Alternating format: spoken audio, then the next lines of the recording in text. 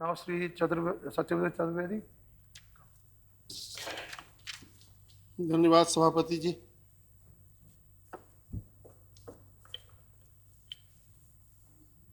पिछले अगर 5 सालों में 4 सालों का देखें तो देश में कृषि क्षेत्र ने इस देश की अर्थव्यवस्था को बड़ा बल दिया और कृषि क्षेत्र में जो उत्पादन में वृद्धि हुई उसके कारण बहुत हद तक हम अपनी अर्थव्यवस्था को स्वस्थ रख पाए। आज हमारे सामने जो हालात हैं उसमें खतरा पैदा हो गया कि जो अर्थ हमारी कृषि का उत्पादन, जो हमारा वार्षिक उत्पादन दर पिछले वर्षों में बढ़ी, मेहनत करके बढ़ी, वो इस मौसम की प्रतिकूल परिस्थितियों के कारण उसके ऊपर कहीं विपरीत असर पड़ा तो इस देश की अर्थव्यवस्था का क्या होगा। आज भी जो उत्पादन है, औद्योगिक उत्पादन, उसकी दर हमारी बहुत स्वस्थ नहीं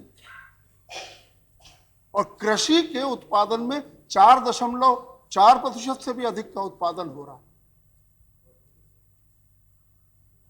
देश में करीब करीब 60 से 70% इस देश की आबादी कृषि पर आधारित है, या तो किसान है और या किसानी से, खेती से जुड़ा हुआ मजदूर है।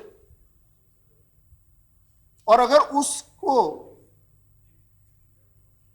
इस संकट से बचाने में के लिए अगर ठोस उपाय नहीं किए गए तो ये केवल किसानों के ऊपर बड़ा संकट नहीं आने वाला है, उन पर तो आएगा ही, देश की समूची अर्थव्यवस्था पर एक बड़ा संकट आ सकता है। श्रीमान, इस देश की लगभग 40% जमीन सिंचित है, जिसको आश्वस्त इरिगेशन मिलता है, सिंचाई मिलती है, पर वो भी कब? जब सामान्य बारिश हो और हमारे बांधों में, इरिगेशन प्रोजेक्ट्स में पर्याप्त पानी भंडारण हो सके, तब तो वो सिंचाई वाला क्षेत्र भी लाभान्वित होगा। लेकिन जो आज हालात मानसून के दिख रहे हैं, अगर वही हालात सुधरे नहीं और यही जारी रहा तो वो जो सिंचित क्षेत्र है वो भी संकट में आ जाने वाला है। और जो 60% हमारी जमीन या हमारे खेत जो केवल मानसून पर आधारित है, उस पर निर्भर हैं, उनके ऊपर तो संकट सामने खड़ा है। श्रीमान, मैं इसलिए इस बात को कहना चाहता हूं क्योंकि मैं खुद एक किसान हूं। मध्य प्रदेश के अंदर सबसे बड़ी अगर कोई पैदावार होती है इस मौसम में, खरीफ के मौसम में, तो वो थी सोयाबीन। पिछले वर्ष अत्यधिक बारिश के कारण सोयाबीन की फसल पूरे मध्य प्रदेश में नष्ट हो गई। वहां आज बीज ढूंढना भी मुश्किल है। मुझे अपने खेत में बीज ढूंढने के लिए महाराष्ट्र भेजना पड़ा था अपने आदमी को। वहां महाराष्ट्र से हम बीज लेकर के आए हैं। मध्य प्रदेश में बीज सोयाबीन का उपलब्ध नहीं है, पूरी फसल नष्ट हो चुकी। तो पिछले वर्ष तो यह हाल हुआ अतिवृष्टि के कारण। और इस साल जो मॉनसून की स्थिति है मध्य प्रदेश के, और मध्य प्रदेश अकेला नहीं, कर्नाटक की हालत खराब है, तमिलनाडु के कुछ हिस्से में पानी बरसा है, कुछ जिलों में हालत वहां तमिलनाडु में खराब है, केरल में पानी पर्याप्त नहीं है, आंध्रा में नहीं है, गुजरात की बुरी हालत है, महाराष्ट्र के विदर्भ मराठवाड़ा की हालत खराब है, गुजरात में तो 91% माइनस डेफिसिट रेन है अभी का हालत, राजस्थान की हालत खराब है, मध्य प्रदेश में, उत्तर प्रदेश का जो वेस्टर्न यूपी का हिस्सा है, इसके अंदर भी बारिश की जो आज की स्थिति है वो इन पिछले सामान्य वर्षा के मुकाबले लगभग 60%, अभी 60 से लेकर के 80% तक अलग अलग क्षेत्रों में कम बारिश हुई है अपेक्षा के अनुसार। अब ये स्थिति आज की है, बुआई हो नहीं रही। जब बारिश नहीं हुई है तो बुआई कैसे हो? और अगर अगले 15 दिन के अंदर स्थिति में कोई बड़ा सुधार नहीं आया मैं किसान के अनुभव के आधार पर यह बताना चाहता हूं, और कृषि मंत्री जी तो खुद किसान से जुड़े हुए लोग, ये तो खुद इस बात को समझते हैं। अगर अगले 15 दिन के अंदर, वैसे ही हम लेट हो गए, अब तो लेट बुआई होगी जिसका उत्पादन पर विपरीत असर पड़ेगा ही, लेकिन अगर 15 दिन और पानी नहीं अगर हमको मिल पाया, बारिश नहीं हुई, तो फिर बुआई होगी ही नहीं। बीज भले आप रखे रहे, लेकिन फिर किसान बो करके करेगा क्या? और अगर यह स्थिति निर्मित हुई तो आपके हमारे सामने वैसे ही जो तिलहन और दलहन का संकट पहले से ही मौजूद है, ये तिलहन और दलहन का संकट, क्योंकि इस फसल में सबसे ज्यादा तिलहन और दलहन की फसलें उगाई जाती हैं, और अगर वो नहीं उग पाई तो उसका संकट इस देश के ऊपर पड़ने वाला है। तिलहन का इंतजाम तो आप बाहर से आयात करके कर लेंगे, लेकिन क्षमा करिए, दुनिया में बहुत कम देश हैं जहां पर दालें उगाई जाती हैं, और इसलिए हमारे सामने संकट आने वाला है। केवल मलेशिया तरफ, साउथ ईस्ट के कुछ देशों में और तुर्की में, जहां चने की दाल उगती है, केवल यहीं पर दाल मिलती है। बाकी आप पैसा लिए घूमते रहिए, दुनिया में कहीं दाल पैदा ही नहीं की जाती है, तो आपको मिलेगी कहां से?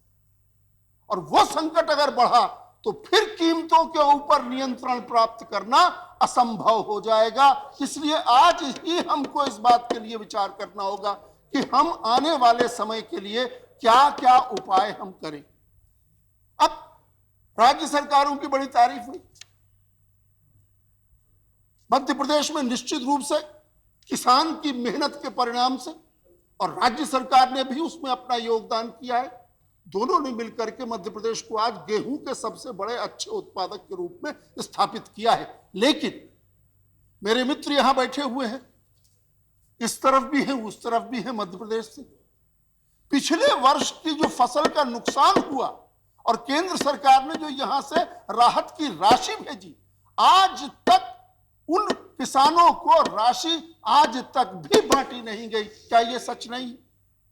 किसान के साथ इतना बड़ा संकट हो, यहां केंद्र सरकार से पैसा पहुंच जाए और साल साल भर तक वो राशि बांटी ना जाए, ये अगर किसानों के साथ व्यवहार हुआ तो उसका परिणाम क्या हो? आज भी बुआई के समय पर बीज उपलब्ध नहीं है, फर्टिलाइजर के लिए सुपर फास्फेट मांगने गए, दलहन की फसलों में सुपर फास्फेट और तिलहन की फसलों में सुपर फास्फेट की जरूरत होती है, डीएपी की नहीं। डीएपी उतनी प्रभावकारी नहीं होती। तो सुपर फास्फेट की खाद आज आप चले जाइए किसी भी आपके कोऑपरेटिव सोसाइटी में, आपको सुपर फास्फेट की खाद नहीं मिलेगी। ये सारी व्यवस्थाएं जो पहले से कर ली जानी चाहिए थी सीजन के आने के पहले, वो व्यवस्थाएं आज भी नहीं हो सकी। मैं इसलिए आपका आगाह करना चाहता हूं आपको, और ध्यान आपका दिलाना चाहता हूं। आप कृपा करके हर राज्य से यह पूछें कि उनके पास में कम अवधि की जो फसलों के बीज हैं वो कितनी मात्रा में उपलब्ध है, क्योंकि अब आपको लंबी अवधि की फसलें बोने का समय ही नहीं मिलेगा। अब तो कम अवधि के बीज की जरूरत पड़ेगी अगर आपको संकट से बचना है। तो उसके लिए व्यवस्था आपने अभी तक करी कि नहीं की, कुछ पता नहीं। दूसरा, अभी हमारे एक मित्र कह रहे थे, बिल्कुल दुरुस्त कह रहे थे पाठक जी, एक बड़ा संकट आने वाला है। बड़ी भारी तादाद में गांव गांव में मवेशी है।